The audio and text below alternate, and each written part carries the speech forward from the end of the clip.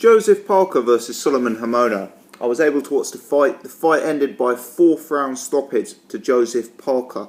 I actually ended up watching this fight on Polish TV, so what was going on, what the commentators were explaining, was obviously not overly clear to myself. It appeared to my eye that Haumono missed the count, or made an attempt to get up but didn't get up quite in time, and the fight was declared a knockout win by Joseph Parker in the 4th round. We may come back to that stoppage in a bit more detail later on in this video, but I've got to say, the first 3 rounds for me were kind of underwhelming from a Joseph Parker perspective. I think Haumono had probably spent time watching the Takam fight and seen that Parker is a very capable boxer if he's given his range, he's given his space, and he's allowed to pump the jab. But Parker perhaps looks a bit less comfortable and has a bit less experience when someone really forces the pace on him and sits on his chest. I mean, if you remember back to that Takam fight, Parker was winning the rounds where the guys were boxing from range, and he was perhaps struggling a bit more when Takam was, sitting on his chest and taking the fight to the inside.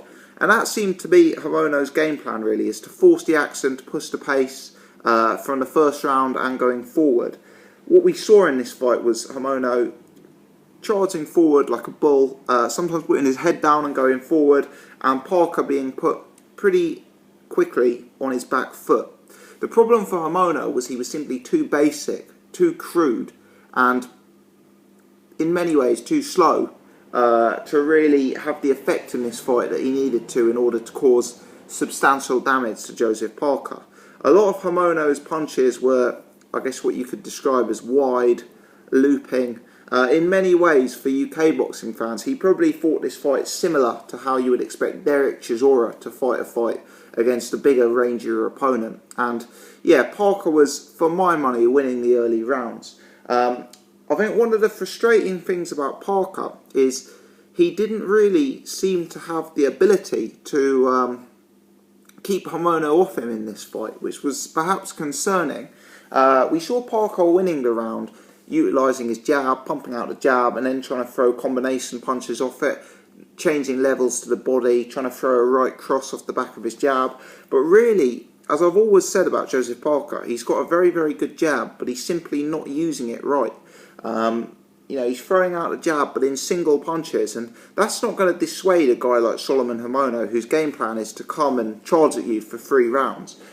Parker really needed to double up that jab. Parker really needed to triple up that jab. Parker really needed to change levels. Maybe jab to the face, jab to the chest, jab to the body, jab to the chest, Give him something really, really to think about. He was scoring points behind the jab, but he wasn't really necessarily doing damage with the jab, and most importantly, he wasn't keeping Haumono off him, which allowed Haumono a puncher's chance in this fight. And that was the other worrying thing from Parker's perspective, is that Haumono landed several power punches of note on Joseph Parker. And had Haumono carried George Foreman-esque punching power like his trainer seemed to think that he did, Joseph Parker could potentially have been in trouble in this fight. Thankfully for Parker, he was a much younger, more athletic, harder-hitting man than Haumono, and as a result wasn't bothered by the punches that Haumono landed on him. But the TV footage I was watching, between rounds they were showing highlights, slow-motion highlights of some of the big punches landing. And it was very clear that Haumono connected with Joseph Parker with looping power punches on several occasions throughout the course of the fight, which is really, really worrying, because Haumono is a very basic, predictable fighter who throws, in my opinion, quite slow, quite wide punches. And the fact that Parker was there to be hit was a concern. There was a lot of talk going into this fight about Parker's head movement and about him trying to work on his head movement. I think Parker's head is really rigid. I think his upper body's rigid. I think he's stationary and he's very upright from the chest upwards. There's no rolling of the shoulders. There's no moving of the head. He's literally stiff upper body, stiff neck, stiff head. And that allowed Haumono to connect on him on several occasions throughout the course of the fight. Parker is also defensively irresponsible when he's throwing. So he was throwing punches and leaving himself open to being countered. And it is a concern when you see a guy like Haumono being able to time you when you're throwing. and to catch you like that, it really is a concern. If a guy like Haumono is able to do that to you, the top of the division is really going to be able to do it to you. And part of the problem, again, relates to his lack of really using that jab, because not only was he leaving himself, quite wide open in terms of being countered, but because he wasn't doubling up that jab, because he wasn't doing enough to keep Haumono off him, Haumono was coming into range and being able to land on him. So it was a concerning performance for me for two main reasons. Number one, concerning that Parker couldn't keep Haumono off him, and number two, that when Haumono was able to get onto him, Haumono was landing on more than one occasion with punches of note. They're not saying they hurt Parker or ever put Parker in trouble, but those are punches you wouldn't want to be taking from a Deontay Wilder. Those are punches you wouldn't want to be taking from an Anthony Joshua. And, for me it was concerning from that perspective. Nevertheless, levels did so in this fight. And Parker clearly was a level above Solomon Haumono. He was a bigger man, he was a more athletic man, he had more technique, and he had more power. And Haumono started very, very aggressively. By the end of the third round, signs were showing that his stamina was starting to wane and his defences were starting to loosen ever so slightly. Let's not forget, this is a guy in his 40s who's been fighting at a very, very, very low level of opposition. So Parker was able to start cutting him open, and as Parker became more dominant, we saw Parker doing the stuff that we know him for. We saw him throwing a jab and then a fast hook to the body. We saw him trying to tuck in a little uppercut on the inside.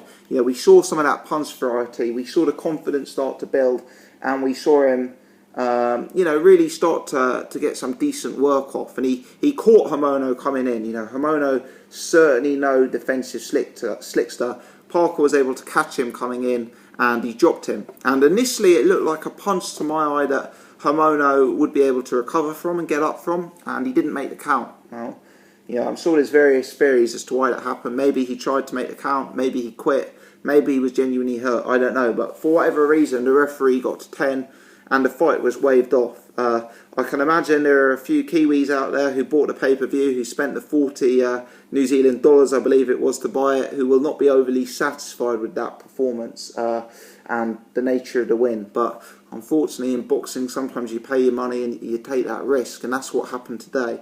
I understand there's going to be some announcements with Joseph Parker coming very, very shortly, potentially regarding another fight. I've always maintained this was a wasted opportunity. I understand why they made the fight with Haumono. I know he's a name in New Zealand. I know there'd been conversations about this fight previously, etc. But, let's face it, Parker is going to be squaring off with Anthony Joshua very, very, very soon indeed. In the next 6 months, most likely.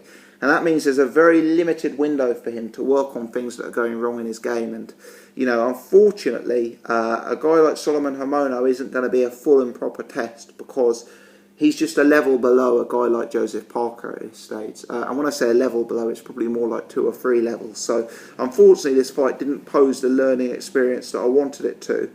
Nevertheless, it did continue to highlight some of the potential flaws that Carlos Takam started to expose in his fight with Joseph Parker. And other opponents out there will be watching this, and other opponents out there will be coming up with very, very clear and obvious game plans as to what they're going to do to Joseph Parker in future matchups. For me, at this stage, Parker is a tremendous offensive juggernaut when he's allowed to dictate the pace of the fight. When Parker gets his range, when Parker gets his space, when Parker can box at a level that he likes, when he can throw those crisp combinations and bully opponents, he is really, really, really a top class fighter. But I think he's a fighter who struggles when he doesn't have it all his own way. He's a fighter who's less comfortable on his back foot. He's a fighter who's less comfortable on the inside. He's a fighter who's less comfortable if the range is taken away from him and the pace of the fight is dictated by the opponent. For me, he's one of these guys who is very, very good when he's on top in the fight. Potentially isn't the most instinctive when he's got someone charging at him. You look at a top-class heavyweight, you look at someone like Tyson Fury, look at how he's giving you angles, look at how he's raising that shoulder and leaning away and bobbing and weaving and, doing all of that. You know, Parker, for me, too stiff, too upright, not enough head movement, not enough upper body movement. As a result, there's the potential to time him there, there's the potential to counter him there, and there's the potential to negate elements of his game if you can get on the inside and put him on his back foot. And that's a real worry, because as he steps up to world level, he's going to find that he isn't the biggest man out there, that he isn't the hardest hitting man out there. And it's going to be more and more regular that he's not able to dictate and dominate fights like he's done in the past. As a Joseph Parker fan, and as someone who's followed his fights from an early stage, I'm concerned. I think the last couple of fights, the last 3 fights in particular, Bergman, Takam and Haumono, have showed that certain elements of his game are sub-elite. I think defensively he's sub-elite. Inside he's not elite. On his back foot he's not elite. You know, there's a lot to like about Joseph Parker. He's a tremendous prospect. He's got a huge amount going for him. But the fact is, he's still very, very young. And I have concerns about that Joshua fight. I know it's a huge money fight. I know it's a huge, huge opportunity. But I think it's too early for Parker to be fighting for world titles. There's too many flaws in his game at this stage. And he'd be in a better position to win the world titles in 2 years' time. There's no need to rush him. He's a heavyweight. You know, heavyweight fighters fight on to their late 30s. The guy's still in his early 20s. You know, as a Parker fan, there's a lot to work on there from my perspective, and I want to see some real tough learning fights against established gatekeeper types. This was a wasted opportunity, and I hope that the Anthony Joshua fight doesn't come far too early for him. Let me know your thoughts, guys. If you've enjoyed this video, please hit the thumbs up button. If you agree, if you disagree, regardless, leave your comments below. I want to hear from you. If you're new to the channel, please do subscribe. I'd appreciate that. I'm going to try and look up the Izu Gonu fight and do a video on that as well. Many thanks for watching.